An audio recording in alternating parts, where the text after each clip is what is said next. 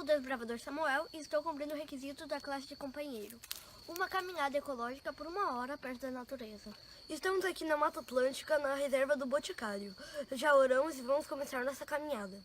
Olá amigos, estamos aqui eu e o desbravador Felipe. Estamos na Mata Atlântica, um lugar muito bonito, aqui ao lado de um rio. E a gente quer encontrar madeira para fazer uma fogueira após a nossa caminhada. Só que tem um problema.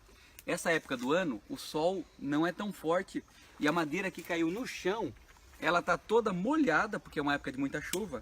E é uma madeira muito ruim, ó. Mesmo se você pegar uma mais grossa aqui, ela não tem valor nenhum para a nossa fogueira. Infelizmente, todas que a gente está pegando aqui, ó, são madeiras podres.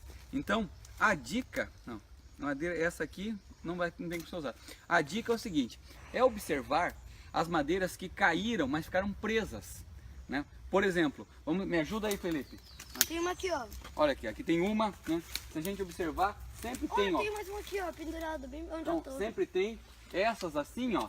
Aí quebra uma pra gente aí, Felipe. Essas assim podem ser usadas. E se você procurar, e a gente parou aqui exatamente por isso, porque aqui a gente encontrou uma grande, um galho bom aqui, que essa com certeza secou pendurada, não vai estar encharcada e tem condições ali, tá bem sequinha, de ser usada para nossa fogueira no final da caminhada. É isso aí.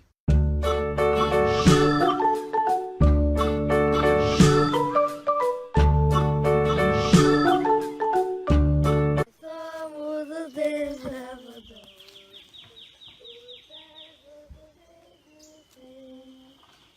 Sempre avança sem marchamos, fiéis às suas leis.